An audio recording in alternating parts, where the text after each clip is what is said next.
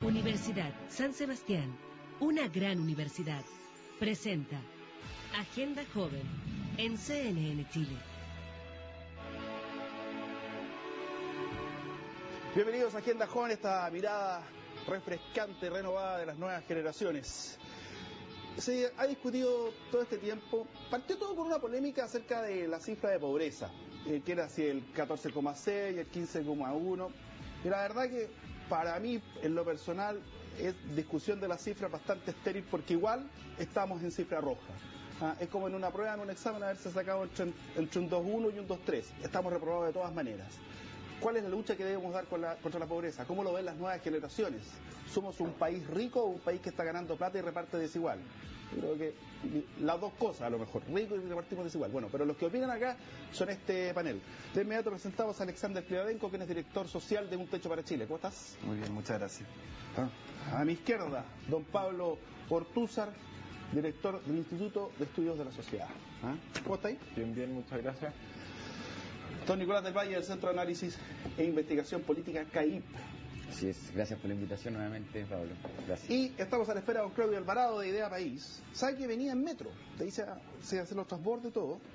Y algo le pasó al metro, y se atrasó un poco. Así que llegando le vamos a preguntar qué pasó con el metro, porque algo ocurrió que quedó detenido. Bueno, ¿están de acuerdo conmigo que entre el 15,3, 15,1, 14,2 la cuestión da lo mismo? Si igual la cifra de pobreza es tremenda. Tú tienes relación súper directa con el mundo que está sufriendo. Sí, yo creo que se ha dado una discusión metodológica en torno a la encuesta CACEN, que es importante, pero que ha desviado el punto principal de la discusión. Y yo creo que justamente el que tú dices, más allá de un 14,4 que es la cifra oficial del gobierno, un 15% que era el primer informe y lo que ha señalado también la oposición y otros sectores, creo que ambas cifras son igual de mediocres si uno tiene en consideración las cifras macroeconómicas del país, es decir, el nivel de crecimiento con el que viene Chile, la baja tasa de desempleo, el precio del cobre. Creo que todas esas cifras hablan de un país que está en condiciones bastante positivas, pero eso no está llegando a los más pobres. Y no eso es chorreo. Exacto.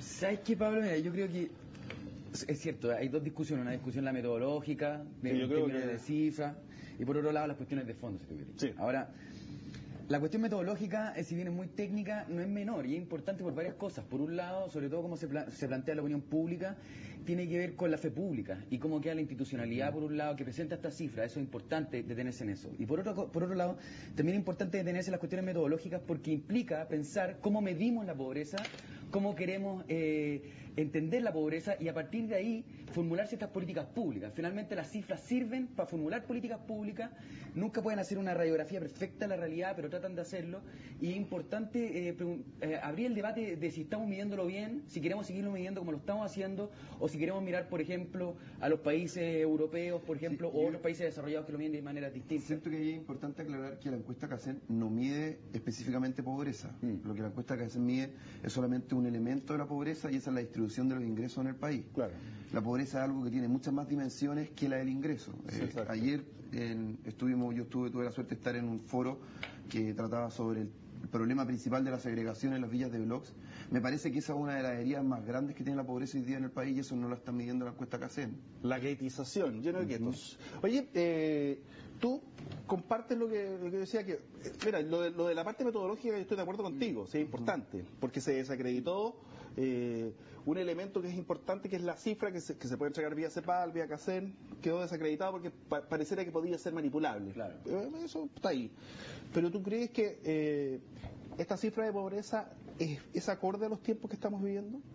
Yo no sé cómo se podría considerar algo acorde o no, o sea, a los tiempos. Yo lo que sé es que tal como está organizada nuestra sociedad, debe buscarse un equilibrio entre el crecimiento y el desarrollo. Esa era la idea, digamos. Nosotros hemos tenido una buena experiencia en crecimiento, si bien con una desaceleración importante respecto a este periodo presidencial, respecto al anterior, pero no se ve bien, digamos, cuáles son los mecanismos correctos todavía para acoplar crecimiento y desarrollo. Que el desarrollo, igual que la pobreza, es multidimensional Y en el fondo esa es más o menos la pregunta, y yo creo que, debería ser la discusión que se empezara a dar hoy día. Y que, bueno, de alguna manera el movimiento estudiantil gatilló que se empezaran a discutir estos temas. Vamos a hacer una pausa y a la vuelta, bueno, vamos a recibir a Claudio Alvarado. La canasta básica. ¿Ah? Sí. Es un tema de la canasta. ¿Es un tema de la canasta? Es un tema. ¿Después nos explica? Sí, ¿Ah? nos metemos en eso. Ya volvemos acá en Agenda Joven. Participa a través de @AgendaJovenCNN, @AgendaJovenCNN o en el hashtag Agenda Joven para poder ir discutiendo acerca de estos temas. Hazlo a través de Twitter. Ya volvemos. Ya volvemos con Agenda Joven. Claudio, venías en el metro. Efectivamente, buenos días a todos. Bienvenido. Oye, ¿qué te pasó?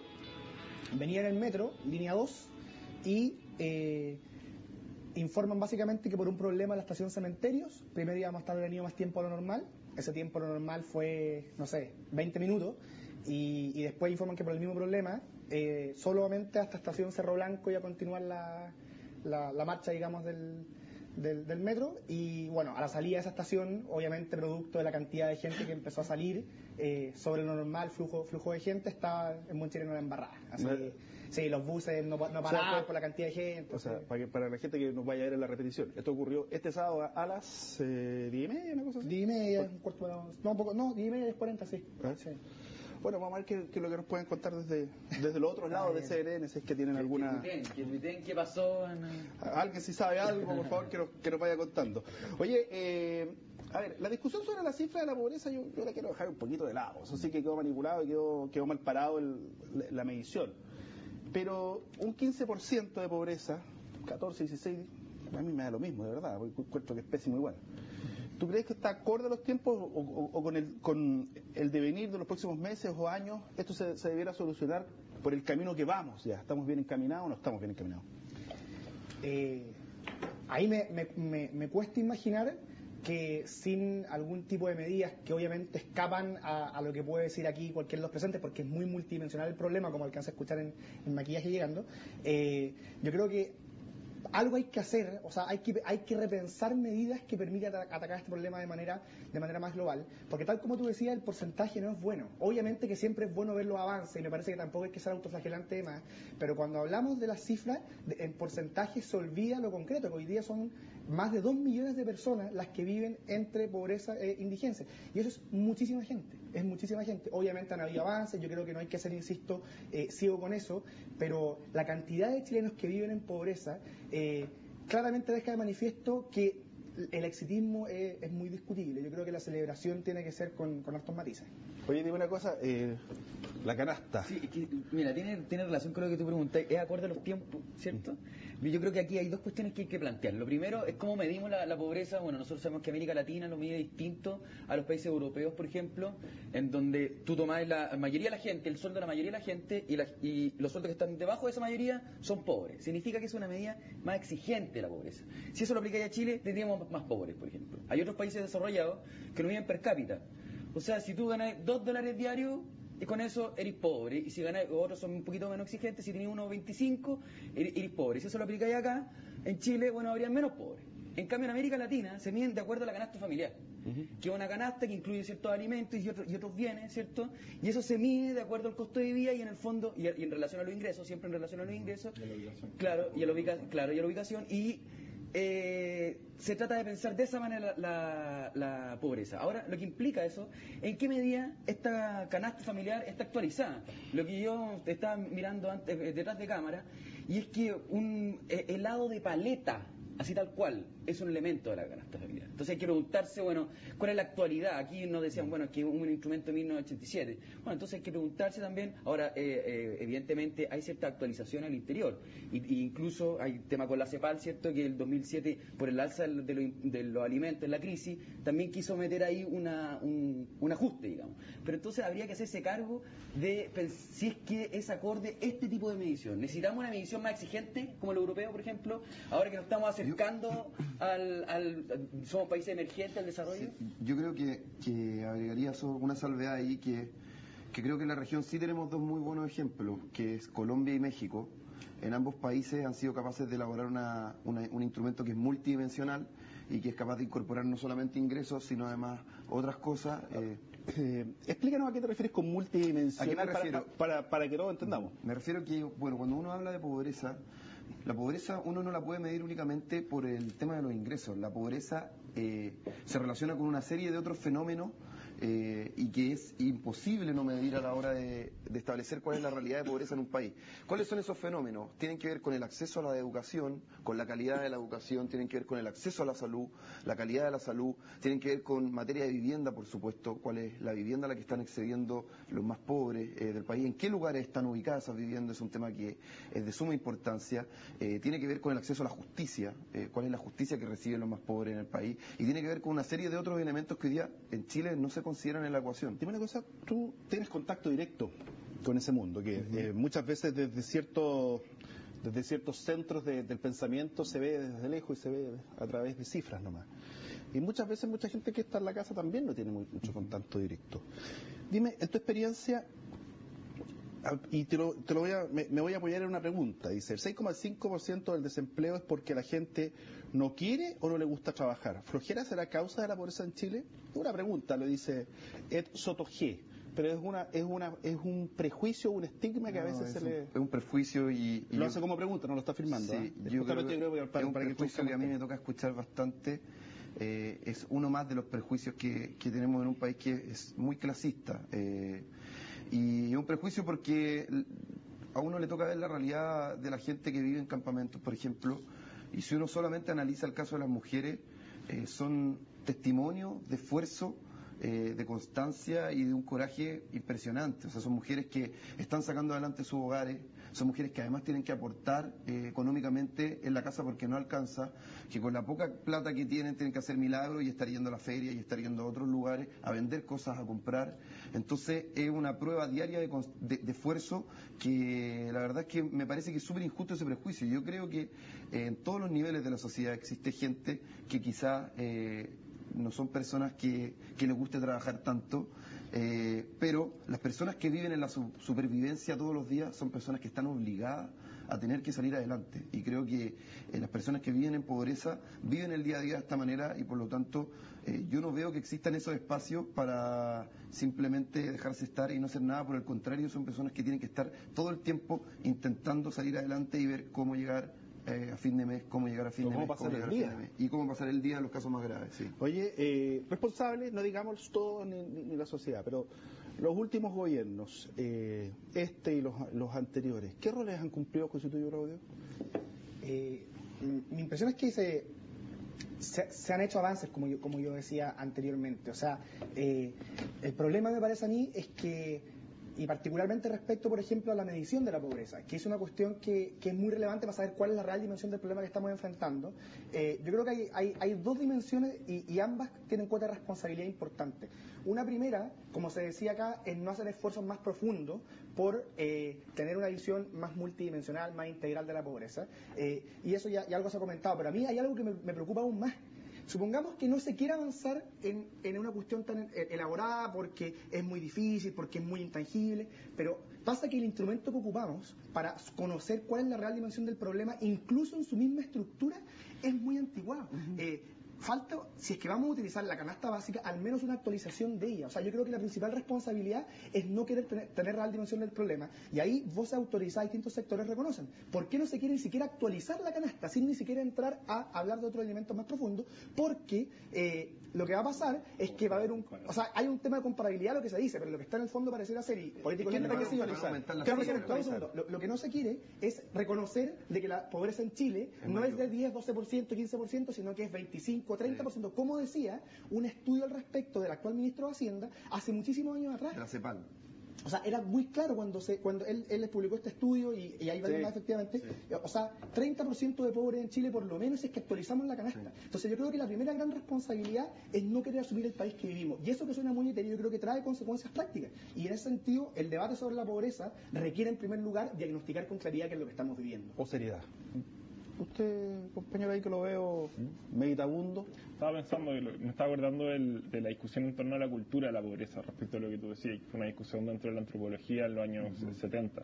Y la idea que al final uno de los grandes desafíos es romper esa cultura, o sea, romper la marginalidad en el fondo, que son, lo estaba pensando justamente en torno a las familias, la unidad doméstica.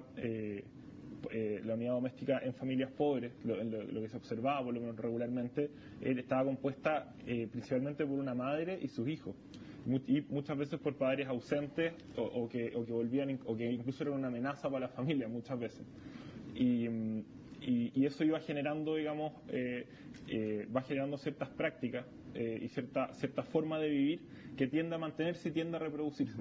Entonces, es muy difícil realmente pensar, porque en el fondo obviamente el ser humano tiene una capacidad adaptativa enorme, pero la adaptación implica generar modos de vida que permitan vivir así, que permitan que ese modo de vida se replique además. Y romper eso es muy difícil. Y eso sí que es un desafío muy grande y no requiere solo plata, en el fondo.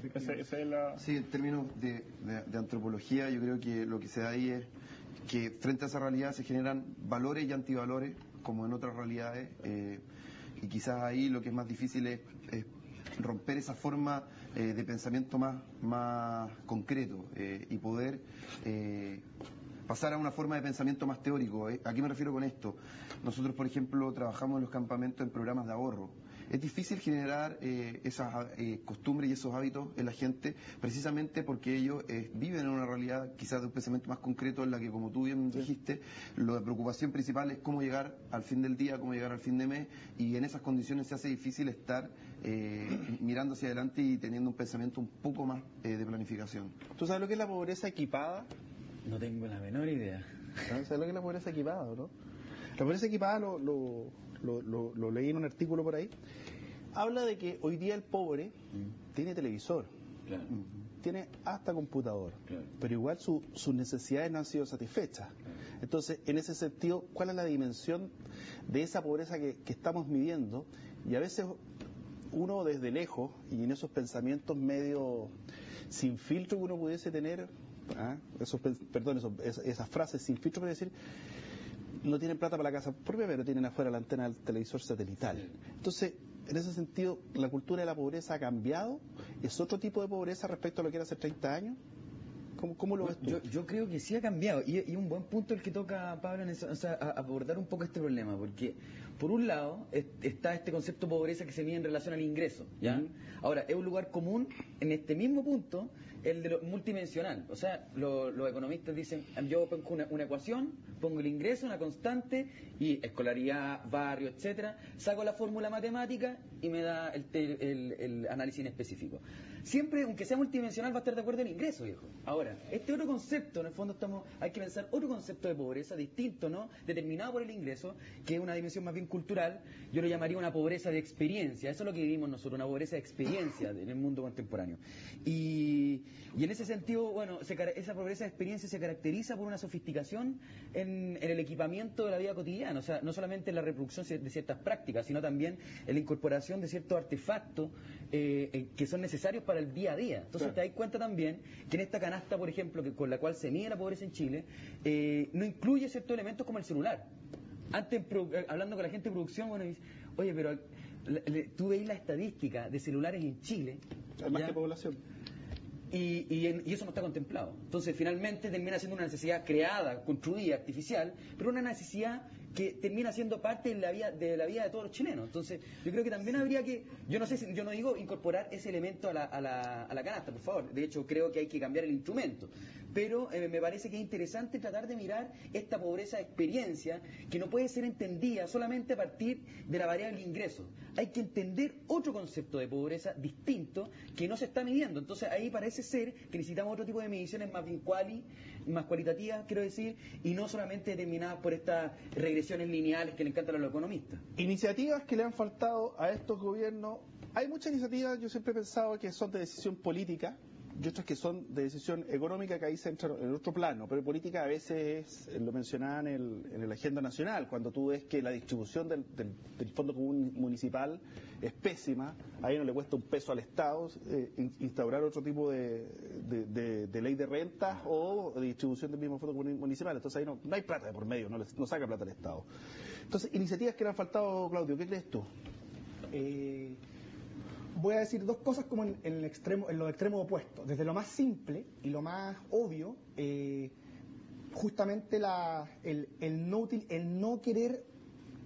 el querer utilizar esta cuestión de una manera puramente conveniente o electoral. Como por ejemplo, a mí me parece que fue ahora con el anuncio tipo bombo y platillo de una baja significativa en la pobreza, siendo que si esto hubiera sido comunicado de una manera más sobria y más tranquila, contando desde el principio todos los antecedentes, hubiera sido bastante mejor. Eso como una cuestión inicial, pero que yo encuentro importante.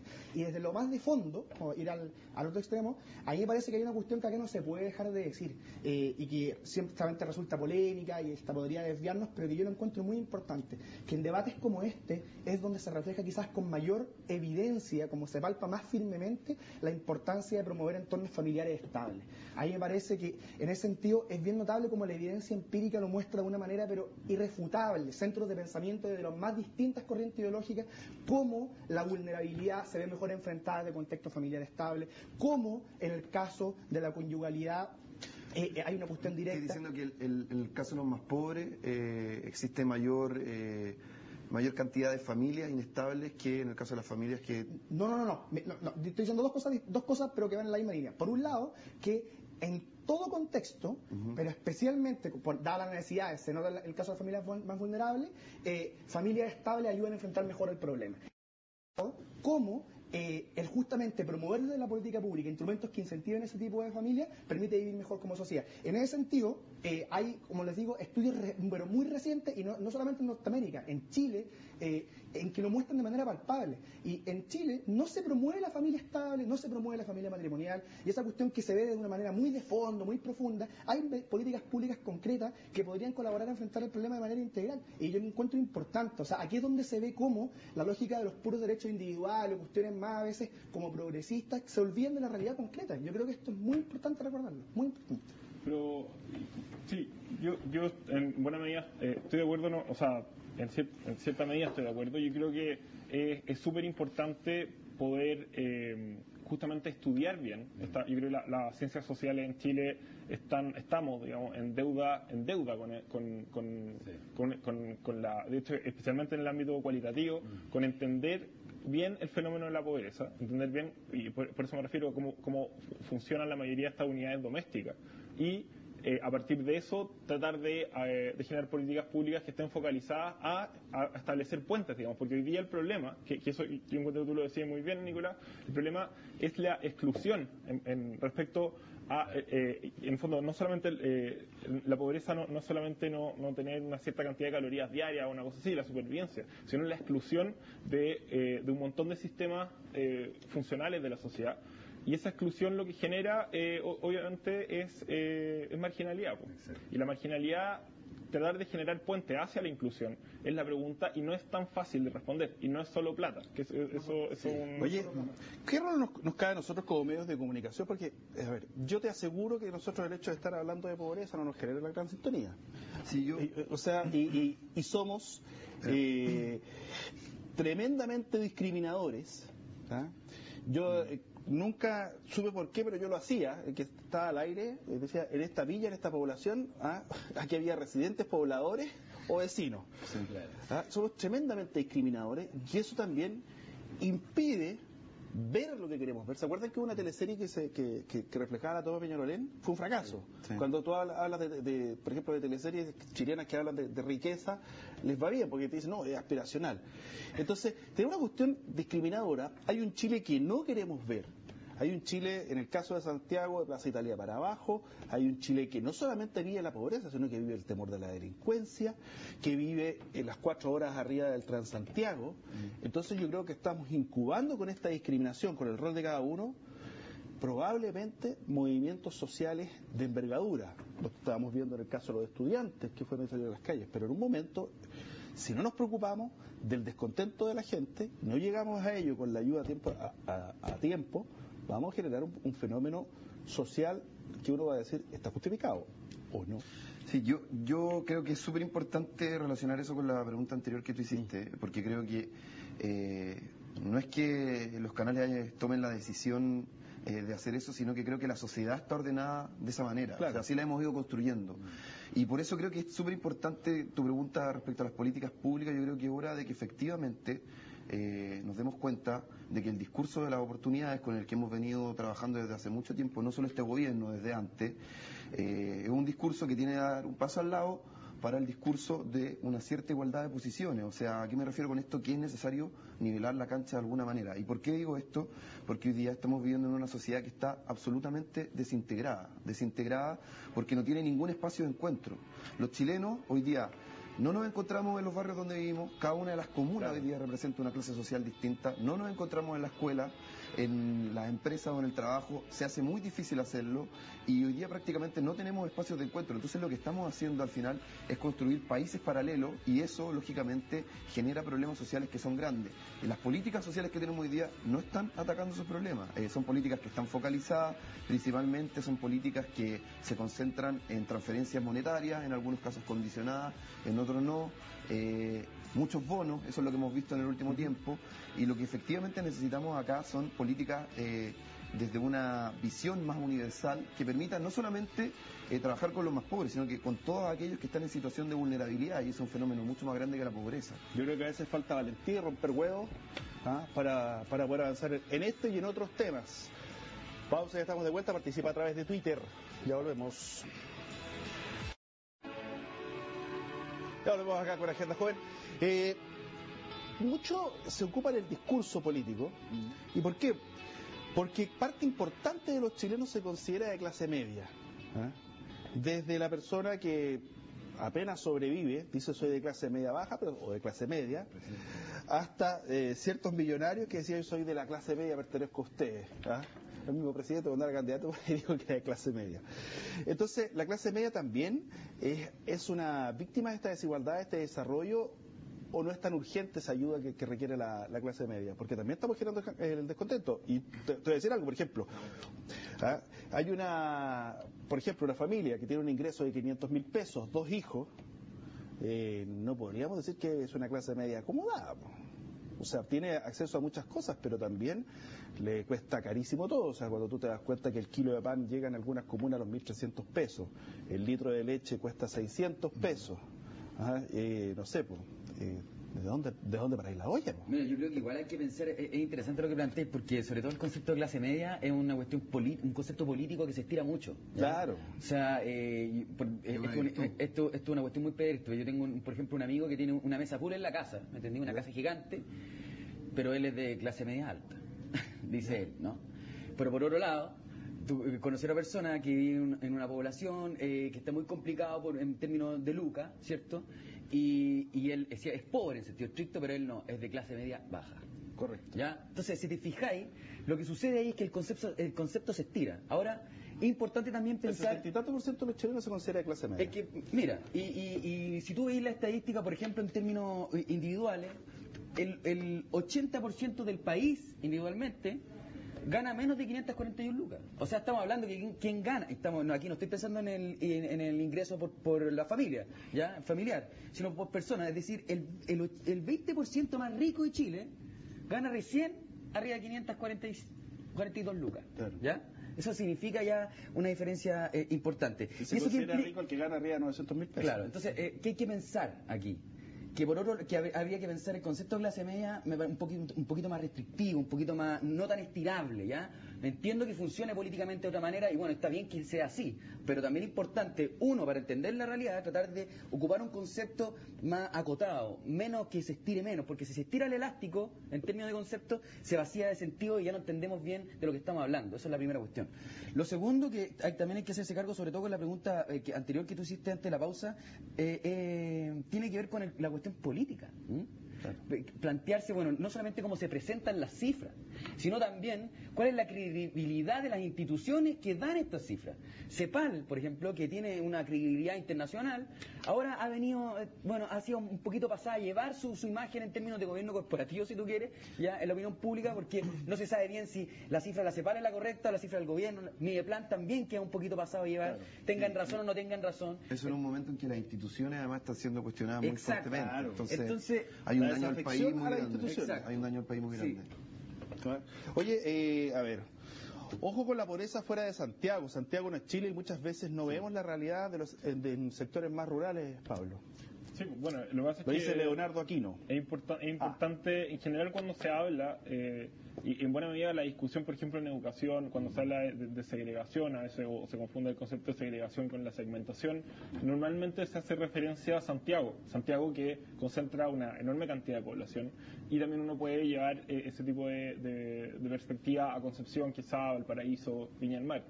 Pero si bien entre esas ciudades uno tiene más de la mitad de Chile, es muy importante ver lo que pasa en otras partes. No es coincidencia, por ejemplo, que el llamado conflicto mapuche está ahí en una de las zonas más pobres de la Araucanía, como es la zona de Ercilla. O sea, la zona más pobre de Chile. Claro. O sea, bueno, perdón. La Araucanía es la zona más pobre de Chile. La Araucanía es la zona más pobre de Chile. Entonces, cuando uno empieza a ver, y yo insisto de nuevo, se necesita un microscopio de la pobreza, más fino, digamos, hilar más fino en cuáles son los sistemas, cómo operan en estas distintas realidades, las formas de ser pobre, digamos, porque es a partir de esas formas que uno va a poder, están los caminos de salida, digamos. Y eso no se ha hecho bien, digamos. Y lo otro que es muy importante es definir bien, que yo creo que el debate estudiantil, si bien es un movimiento, yo insisto, es un movimiento absolutamente de clase media para tratar de capturar privilegios extra, pero que en el fondo pueden estar justificados o no, eso se puede discutir en otro programa, pero no es, ahí decían que reflejaba como preocupación por la pobreza. Pero es importante definir bien un piso básico de qué es lo que vamos a entender, por ejemplo, por educación. Si alguien llega a cuarto medio sin entender lo que lee y sin manejar aritmética básica, es difícil que digamos que esa persona tuvo educación. Y lo mismo pasa con la salud y lo mismo pasa con otras cosas. Y en ese sentido, en ponernos de acuerdo en qué es eso básico, que el Estado tiene que otorgar subsidiariamente en caso de que esta persona no pueda acceder a ello, yo creo que hay un debate pendiente, muy importante. Angélica Hausdorff, y te lo pregunto a ti por tu vinculación, dice, ¿cómo afecta la pobreza a la vida familiar? Oye, una cosa pequeña, que efectivamente, sí, lo voy a contestar al tiro, pero Santiago no es Chile, yo estoy de acuerdo con eso, pero el problema de la segregación urbana es algo que uno ve a lo largo de todo Chile, principalmente las tres ciudades que tú dijiste, que es Concepción, Santiago y Valparaíso, que son las ciudades más grandes porque centran el mayor número de población en Chile, más del 60% de Chile vive en esos tres lugares.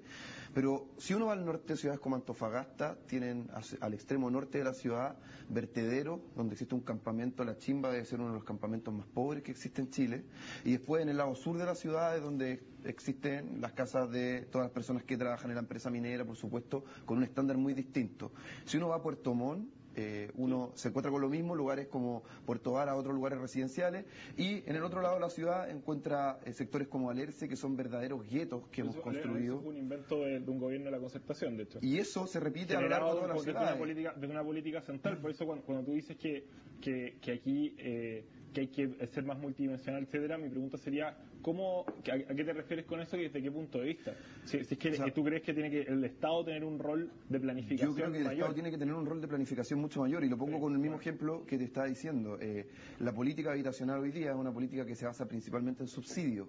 El subsidio no es una política sobre la cual está detrás una planificación profunda. Ayer tuve la suerte de estar en un foro y vimos, por ejemplo, que en Santiago existen terrenos que son actualmente del gobierno. Son terrenos de Servius, son terrenos de ferrocarriles, de diferentes instituciones, pero son terrenos públicos en los cuales se podrían, a 8 minutos del centro, en los cuales se podrían desarrollar programas de viviendas sociales de alto nivel, con servicios públicos, con lugares de empleo y trabajo, donde se podrían hacer proyectos de alta calidad para las familias más pobres de este país, y esos sitios están destinados para otro tipo de cosas, no son sitios que se destinen hoy día para las familias más pobres. Muchos de esos sitios se venden para empresas, muchos de esos sitios se destinan a otro tipo... Se está esperando sacarle mejor plusvalía. Exacto. Entonces, hoy día en la planificación, por ejemplo, en materia de vivienda, no es hoy día uno tal vez de los pilares del ministerio. Tenemos un ministerio que está más centrado en la construcción de viviendas que en el urbanismo y en la planificación. Eso es por poner un ejemplo, a eso me refería. Y sobre la pregunta que tú decías, que era la vulnerabilidad de las familias más pobres. Sí. A ver, yo por eso hice la pregunta antes. Creo que el problema de las familias tal vez no constituidas de forma más normal o como tradicionalmente se conoce, que creo que hace rato ya en Chile no está sucediendo, es algo que se da en todos los sectores sociales. Lo que sí ocurre es que en los sectores más pobres la gente vive con un nivel de estrés que es mucho mayor. De angustia, de preocupación, de hacinamiento. Por ejemplo, el hacinamiento, ayer una pobladora de una de estas villas de blogs de Puente Alto decía, yo no puedo hacer el amor con mi marido porque tengo que dormir en una pieza con mis 3 hijos. Y son ese tipo de cosas, lógicamente, las que a la larga van destruyendo la familia. Y ella decía, en mi villa prácticamente todas las mujeres estamos separadas. Estamos separadas, ¿por qué?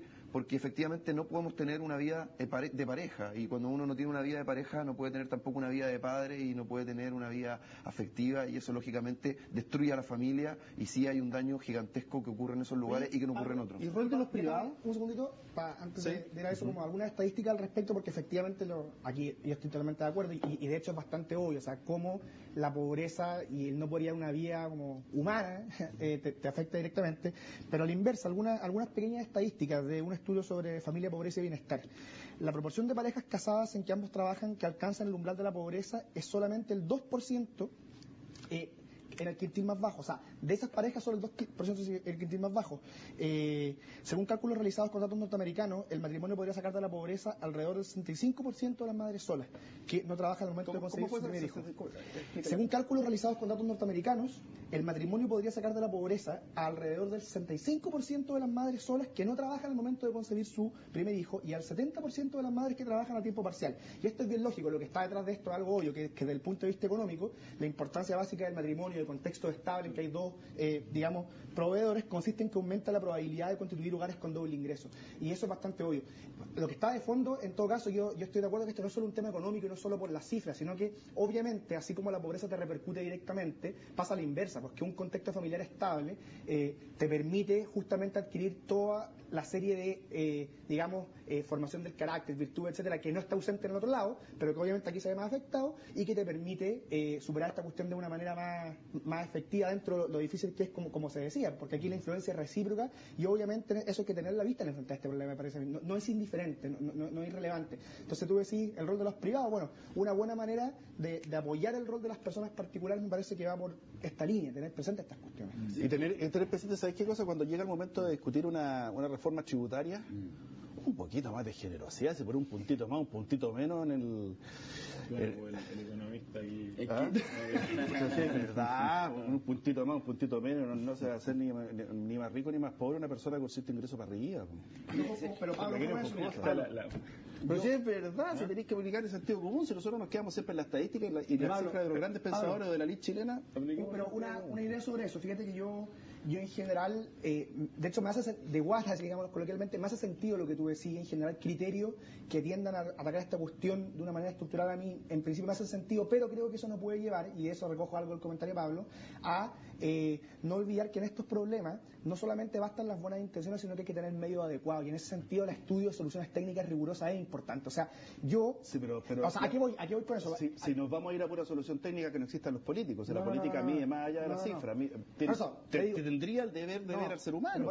Yo estoy muy de acuerdo con eso, no me gusta la tecnocracia, hemos hablado acá de la existencia de bienes comunes, largo, etcétera, que yo estoy de acuerdo, pero eso no nos puede llevar a ser irresponsables en esta cuestión. ¿A qué voy con eso? A que me parece que hay un extremo que evitar, que está bastante hoy día denunciado en el espacio público, que tiene que ver con el olvido de la dimensión ética de la política, que no todo es técnica, pero eso no nos puede llevar a olvidar el tener presente que las soluciones técnicas sí deben ser rigurosas, porque en caso contrario se pueden cometer irresponsabilidades que también atentan contra el bien de las personas. Un puntito más, un puntito menos, no hay un punto que es importante, que es que no hay que olvidarse que los avances que se han tenido en el combate contra la pobreza han sido sostenidos en el fondo en el crecimiento económico. Por eso yo hablaba que es como equilibrar crecimiento y desarrollo. Pero empezar a deshabilitar las condiciones para el crecimiento económico y siendo irresponsable, por ejemplo, en materia tributaria, es algo que obviamente empieza a generar una cosa. Yo pago IVA todos los meses. Me ponen un punto más de IVA te da lo mismo. Pero es que me hoy en día que acepta le lo mismo. repercute a todos. Sería bueno que Pero no es revisaran ahí el el impuesto que efecto. repercute a los Sí, más pobres. más pobres. ¿Cachai? Pero las empresas lo pagan, o por último hacemos IVA diferenciado, hay diferentes fórmulas. ¿Ah? No, Pero yo de creo repente que- cuando o sea, esta es como la discusión del sueldo mínimo. Yo creo que Claro. quizás en el caso de la reforma tributaria es un poco más aguda, pero es una reforma en la que, o sea, es una discusión en la que uno va a encontrar argumentos en contra y argumentos a favor, con buenos razonamientos técnicos para ambos lados, y yo creo que sí, efectivamente hay detrás una decisión política que tiene que ver con la sociedad que queremos de alguna manera construir hacia adelante. Entonces yo voy a un llamado a una actitud más de generosidad, o por no decirlo de menos avara. Usted, compañero, defiendan. Mira, pero es que yo creo que hay que tomar el punto, porque en el fondo, tengáis o no tengáis razón, hay una intuición ahí, ¿no? Sí. Que hay que hacerse cargo. Estoy de acuerdo, Y en el fondo es que Es una por un actitud. lado pensar la pobreza, pensar este Chile dividido, ¿cierto?, que se plantea acá, implica pensar la relación entre pobre y rico, si tú quieres, ¿ya? No. Y esa cuestión se vuelve compleja tal como tú lo planteas, porque hay un momento que si esa brecha se empieza a extender, bueno, pueden haber problemas políticos, movilización, etcétera, ¿no? Entonces, hay que hacerse cargo de eso. Y lo primero hay que tomar, me tengo que hacer cargo también de lo que decía Pablo, el tema de la educación. La educación es trascendental. Tú sabes que es el medio de movilización social más importante que hay en Chile, ¿ya? Es el capital más importante, el capital humano. Tú nacís pobre, viejo, vaya al colegio, a cuarto medio, a la universidad, y del último que tienes cambiaste al otro, ¿me entendí? Hay movilidad social con la educación, entonces hay que preguntarse eso. Ahora, yo tomo distancia de lo que dice Pablo en tanto que él plantea hacerse cargo subsidiariamente, ¿cierto? Bueno, en mi caso no, yo creo que hay que garantizarlo como un derecho universal, libre acceso para todos los chilenos, y el Estado tiene que garantizar eso, pero bueno, esas son diferencias, digamos, políticas, normativas detrás. El Estado subsidiario garantiza exactamente lo mismo que estáis diciendo, solamente de una manera más eficiente. Claro, bueno, depende, porque, bueno, no quiero entrar en ese debate, pero depende, porque No, pero si es que hay una debería, localidad que, por ejemplo, están los privados, ¿cierto? La secta MUN, por ejemplo, se toma este colegio, y a mí me importa que haya una ideología laica, ¿cierto? Con vocación Tú pública. querés imponer tu forma de ver el mundo a No, los niños. quiero también. que A mí no me parece. el Estado imponga la ideología de la democracia, que es secular, que separa de la política de la religión. Está bueno. Ya, vamos, se me está yendo el Pero trabajo. bueno, Oye, en fin, lo otro que quería decir Sí. sobre el tema Creo que era pausa. de los espacios y del territorio, que eso también es importante. Uno lo ve ahora con la actual ministra de Bienes Nacionales, que lo que está haciendo es recuperar estos espacios tirados, pero para venderlo y licitarlo, ¿ya? Habría que hacerse cargo de lo que dice él, y que por qué no abrir esto a organizaciones de la sociedad civil que utilicen esos espacios para dar soluciones habitacionales. Hay experiencia en Chile de eso. Movimientos de pobladores, por ejemplo, que están construyendo sus propias casas, arman sus propias cooperativas, sus propias constructoras, porque ellos mismos son la gente que está haciendo casas en todo Santiago, por ejemplo. Eso sería interesante plantear esa solución, ¿no? Oye, Guido, y esto va para ti, estimadísimo compañero, dice: a veces no todo es plata. Tengo 25 años, recién egresado de Ciencias Políticas y sin ningún ingreso, nada, en absoluta escasez. ¿Te puede mandar el currículum? Que lo mande nomás. Dar el mail, ndelvalle@caic.cl. ndelvalle@caic.cl.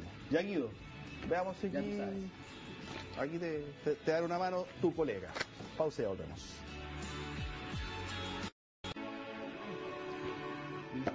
Ya estamos de vuelta con discusiones aquí en Comerciales. Me dicen que soy responsable porque digo que es un punto menos lo mismo. Yo voy a una cosa de actitud generosa, el que tiene más. Eso es todo. Como Elwin con los campos hielo sur. Manedef. Dicen, ¿a qué viene eso? Da lo mismo. ¿Ah? No, y no da lo mismo. Ahí no da lo mismo. Mira, Manedef dice que está completamente de acuerdo conmigo. Y también dice, mujeres al panel. ¿Ah?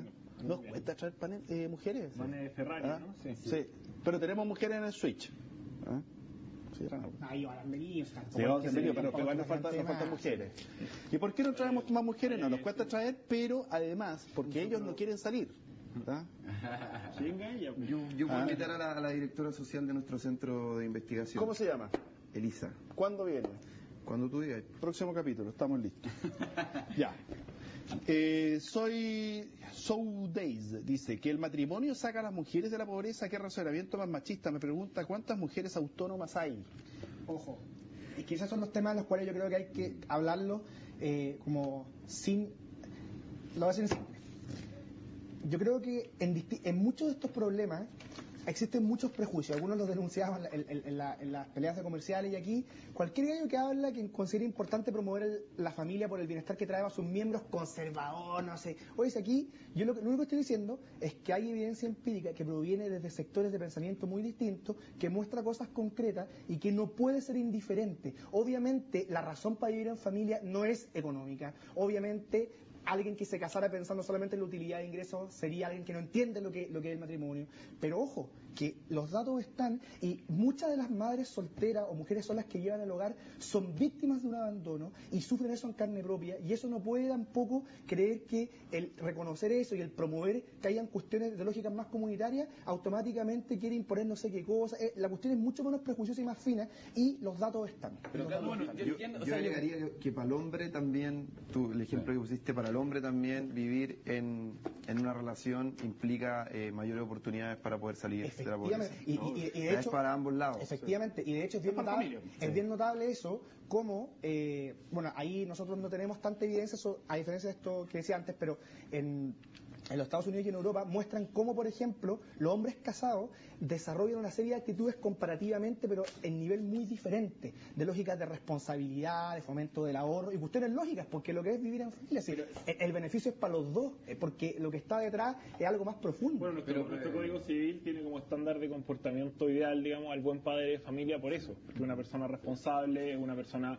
que no actúa pensando solamente en sí mismo y que tiene a su cargo a los demás, digamos. Es un individuo responsable. Y aparte, algo más que yo, disculpa Pablo, quiero agregar, y que a mí no me deja... Lo escribió Bello, que no sé si era un tan buen padre de familia. Era un notable Bello. Pero buen padre de familia no sé si era. No, aparte algo más, Pablo. Discusión de abogados. Qué interesante tenía a la vista. Que era Bello. Las premisas que podemos discutir, pero que muchas veces se dicen que ha evidenciado el movimiento social de los últimos años, que se quiere combatir la lógica egoísta, que necesitamos fortalecer la comunidad y un largo etcétera, son las premisas que están detrás de alguien que tiene ganas de fortalecer entornos familiares estables. O sea, hay que tener ojo con eso. O sea, si uno se da cuenta, la demanda que está detrás, se dice, podemos discutir si está así o no, pero se dice que está detrás del apoyo al movimiento estudiantil, por ejemplo. Bajo esa lógica perfectamente es coherente promover cuestiones como las que yo estaba hablando. Entonces, ojo también con los prejuicios del otro lado. Ojo con eso. Yo creo que también, o sea, yo entiendo que tú estés por un lado que tú constates un hecho con las estadísticas, ¿cierto? Yo entiendo eso, y que una familia, un entorno familiar bien constituido afecta. Pero de ahí o beneficia, ¿cierto? De ahí a la promoción o a ciertas políticas. Por ejemplo, el día de mañana vamos a tener un bono por familia bien constituida o por matrimonio, por ejemplo, para arreglar la pobreza. Yo creo, viejo, francamente, que si estamos en promover, prefiero promover una educación que facilita la movilidad social, la acumulación de capital social. Va a ser ineficiente porque va a llegar a menos del 50% de la población. Primero, falso dilema, y segundo, ojo que aquí cuando uno quiere promover cosas, discusión sobre los bienes comunes a promover en la sociedad, es una discusión política. Y hay que ver las razones que, ojo, que exceden lo que estamos hablando. Está bien, pero... Pablo está desesperado. No, sí, ya está bien, mira. No es, yo creo que no es una beatería, o puede serlo, pero no es necesariamente una beatería promover a la familia. La unidad económica básica, funcional, con la que la humanidad ha funcionado y funcionó por mucho tiempo, es una unidad familiar. Ahora, esa unidad familiar puede tener muchas formas.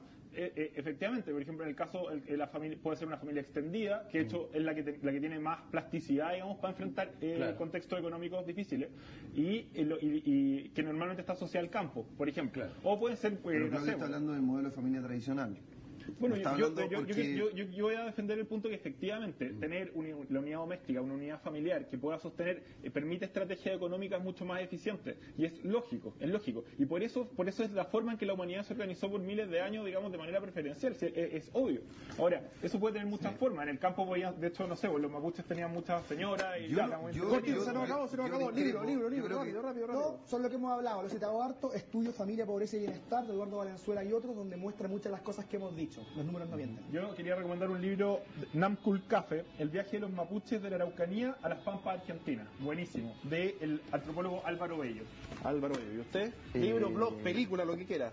revista. Dado este último tema, la historia del Guacho, recomendaría que lean para que se den cuenta que Chile no ha sido en su historia un país constituido por familias tradicionales, siempre ha ocurrido lo que ocurre ahora, y invitar a la gente a que vayan el día jueves a una comida que se va a hacer en Viña, en el Casino Enjoy. El equipo allá la está haciendo para poder reunir fondos y trabajar en los campamentos de esa región. Es la región con más campamentos en Chile, entonces es importante poder apoyarnos. Libro, me sacaron el libro, así que, pero voy a recomendar un seminario que está dando el CAIB, de hecho justo ¿Cuándo, dónde? en octubre, en la sala de conferencias del CAIB, y lo interesante es que una de las clases es sobre la pobreza y si se puede ser libre, no teniendo dinero.